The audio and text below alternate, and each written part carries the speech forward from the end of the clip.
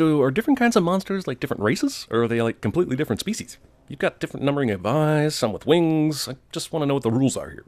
Frighten Elementary is one of presumably many shameless scare puns that we will see throughout the film. And no fire breathing. But all of the other strange powers that these monster children probably have, i.e. laser vision, spitting acid mucus, and this guy, who seems like his mere existence is a hazard, are totally okay. Who are we missing? Quirky protagonist got left behind, creating a significant reveal cliche. I wish I had pockets. Does he mean pocket like a kangaroo? Because no one here is wearing any clothes. We're cousins. Again, not sure of the genetics going on here. Is fur a dominant or recessive trait? We're entering a very dangerous area. Which is apparently okay to bring a school group of children to. This is where we collect the scream energy to power our whole world. Between this movie and the other Monsters movie, there's never been a clear explanation as to how it's collected.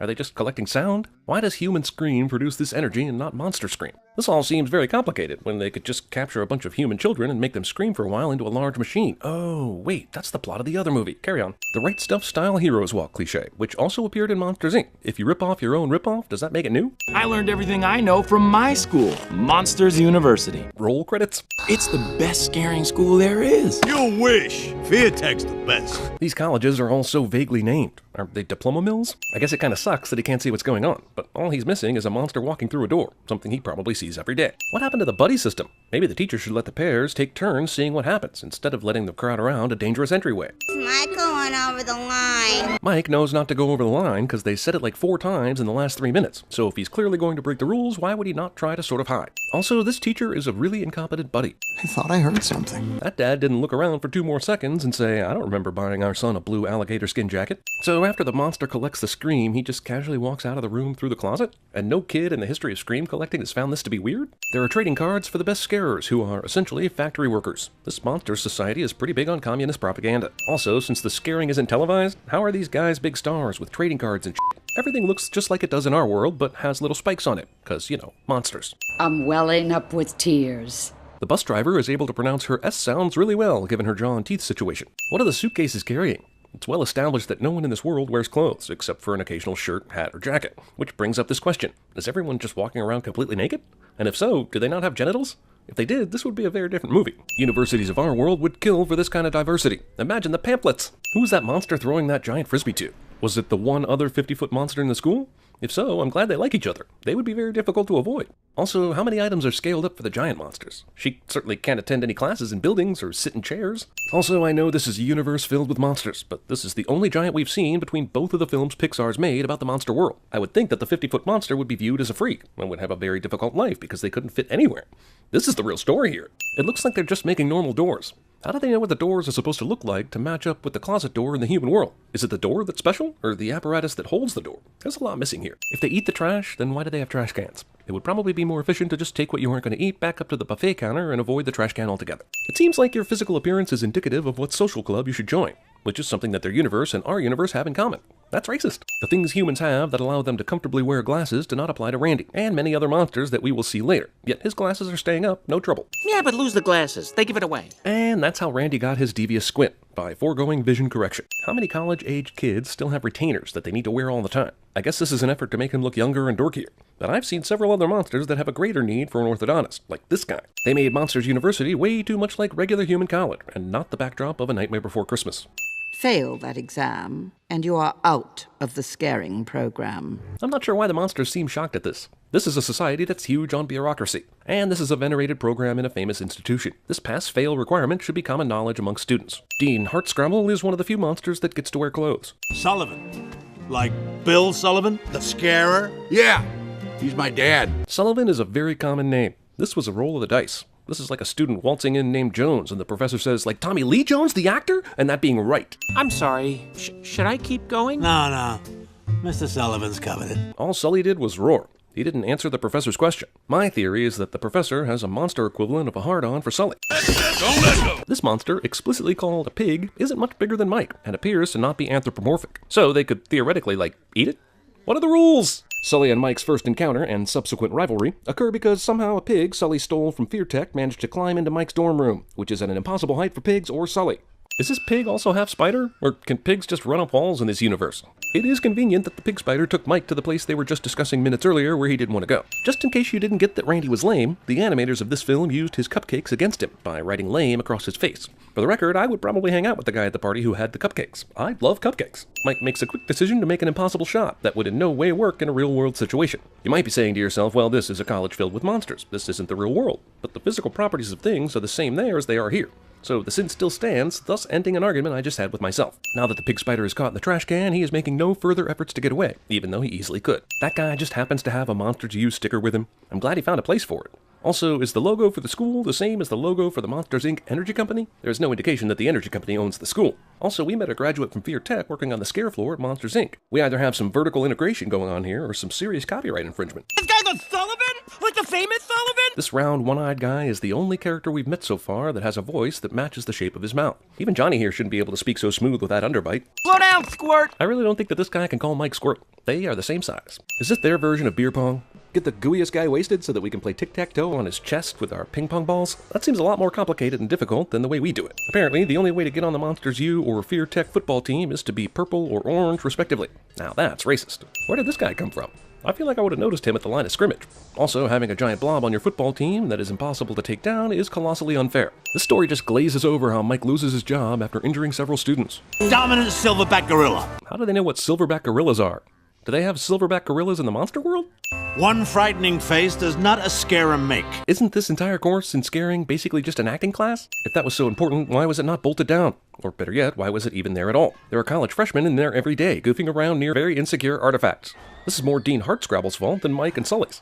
So a roar wouldn't make him scream, it would make him cry, alerting his parents, exposing the monster world, destroying life as we know it. Has the monster world, which is full of modern-day technology, always had this ability to jump into the human world for power? Or was there a monster version of prehistoric times? A monster industrial revolution? Less scaring classes and more history classes, please. Also, how does a kid crying endanger their operation over a kid screaming? This seems like the monster could easily run away before the parents got there, while less crime makes parents instantly appear like genies afterwards. What you lack is something that cannot be taught. You're not scary. Granted, she's just saying what someone should have said to Mike long ago, but her inspiration seems to be just because they broke her scare canister.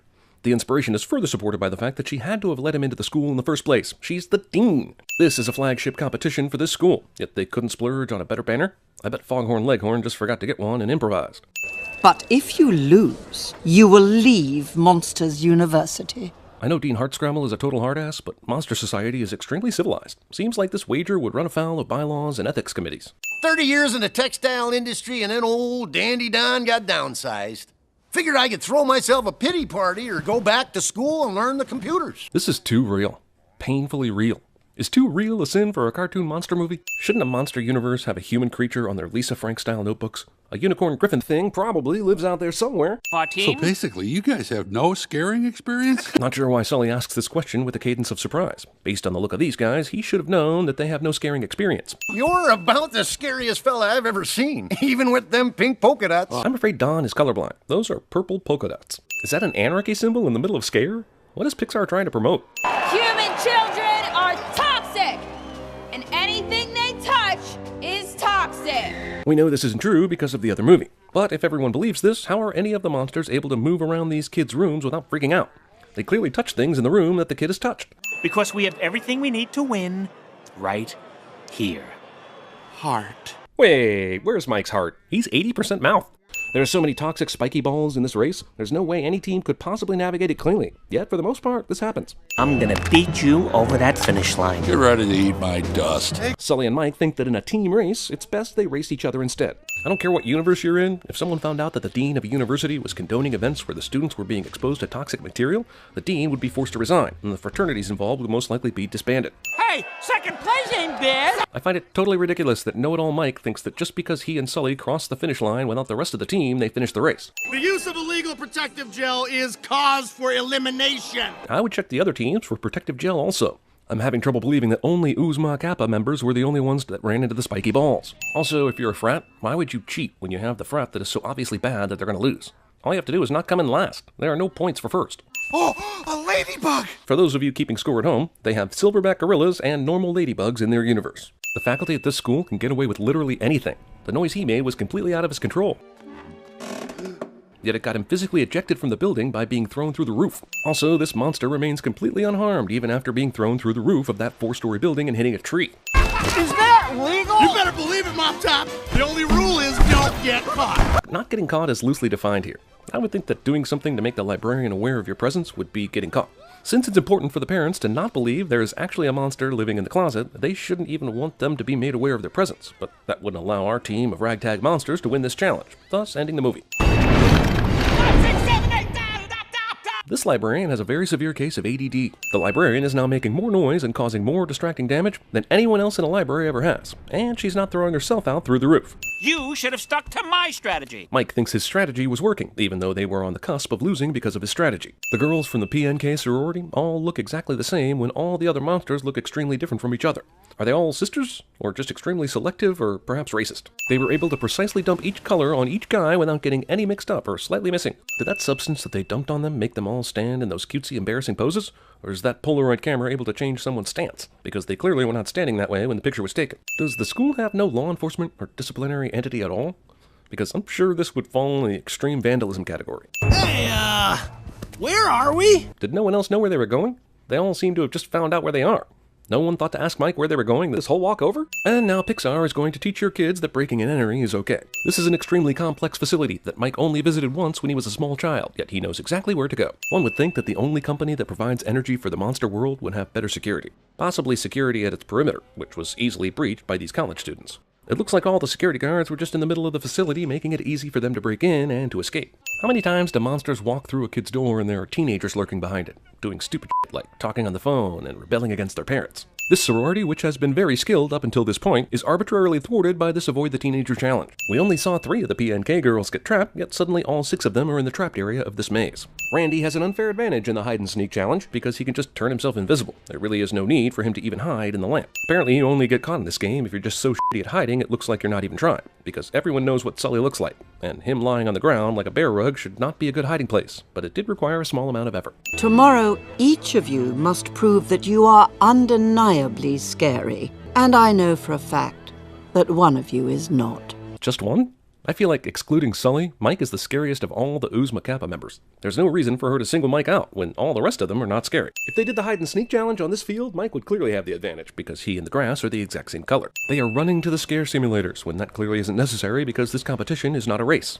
This guy's scare, clearly not as good as Sully's where his roar shook the other room, gives him a higher score for some arbitrary reason. I know everyone likes a good underdog, but why is no one suspicious that Mike got a perfect score? Everyone just seemed to accept that Mike was able to beat everyone else's score, including Sully's. No one is suspicious that maybe someone tampered with this machine. Why would you ever have settings like this? A scare is a scare, f***os. Who among these students pursuing a degree benefits from the easy setting? Also, why does the bed have settings for 6 different scarers instead of just one uniform setting for everybody? What was I supposed to do? Let the whole team fail because you don't have it? I'm still not with them on the Mike has no potential to be scary thing. No one seems to be saying that for any of the other members of Uzma Kappa, but they all seem to have equal scariness to Mike. If the relationship between the monsters world and the humans world is so volatile, why would a student's ID allow Mike to access the lab and operation of a door? Maybe I was just jumpy as a kid, but even if I saw a little green one-eyed thing in the middle of the night, I wouldn't want to approach it, even if it sounded like Billy Crystal. Because you were born a Sullivan. Yeah, I'm a Sullivan. I'm the Sullivan who flunked every test. The humans are hunting you, but let's stand in the open air and yell at each other. Mike's extremely muddy feet are now magically clean. But most of the time, I'm terrified. How come you never told me that before? We weren't friends before. They weren't friends after the exchange at Monsters, Inc.? This question is not Mike's follow-up question. They forgot for a moment that they were being chased by toxic humans. In the human world, it is not standard operating procedure to chase after a bear with nothing but flashlights and righteousness. They're adults. I can't do that. Were they told that adults couldn't be scared by monsters? I know a lot of adults, and most of them would be poop their pants scared if a Sully-like monster came out of nowhere and roared at them. Maybe the monsters should study the energy capabilities of pants pooping. Why the flashlights again? There's probably a light switch inside the cabin. Do Mike or Sully have telekinetic powers? How are they able to get the fan to move and the window to open from the ceiling? Also, a bunch of other things are going to happen that they have no way of actually controlling without some sort of supernatural power. If the canisters can be filled without being attached to the door, is attaching them really necessary? Also, it seems like adult screams are more powerful than kid screams. Why did this moment not teach them that scaring adults is more effective? Hardscrabble's letting us into the scare program. Hardscrabble showed no mercy to Mike and Sully, who were able to power a door from the other side, which is apparently something no one has done before. But she gives the rest of Uzma Kappa a chance to be in the scare program because they were kind of scary. Come on, Don. There has to be a monster Kinko's for you to make new business cards. It should just be like a regular Kinko's, but with spikes on it. You're the scariest bunch of monsters I have ever met. Don't let anyone tell you different. And since they didn't show up in Monsters, Inc., that's the last time Mike and Sully ever saw these friends. Just like real college. A red curb!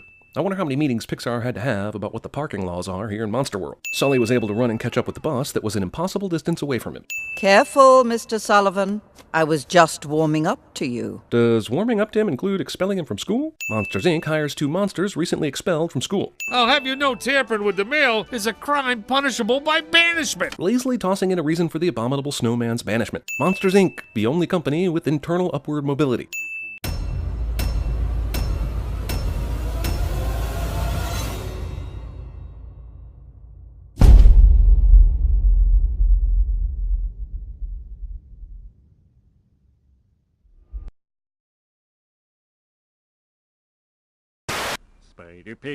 Spider Pig, does whatever a Spider Pig does.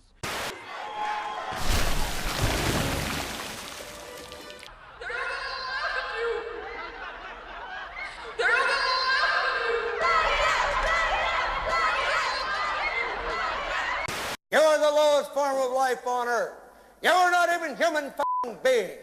You are nothing but unorganized, grabastic pieces of amphibian shit.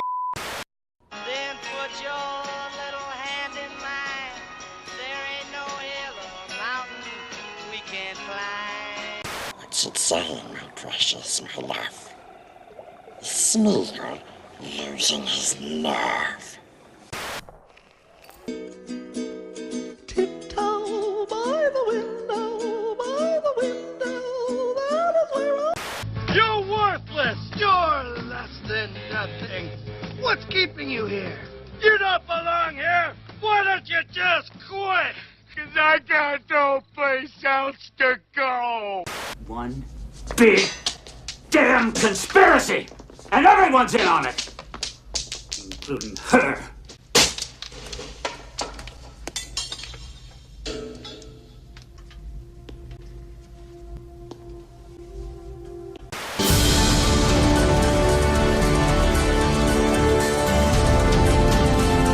If Crunchyroll offered sushi and not anime, they would deliver the largest, most diverse selection of professionally subtitled sushi with no ads. And you'd only have to wait 1 hour to get it fresh from Japan. That's because Crunchyroll is an anime streaming service that offers the largest, most diverse collection of professionally subtitled anime series, and Crunchyroll Premium lets you watch them all in HD with no ads.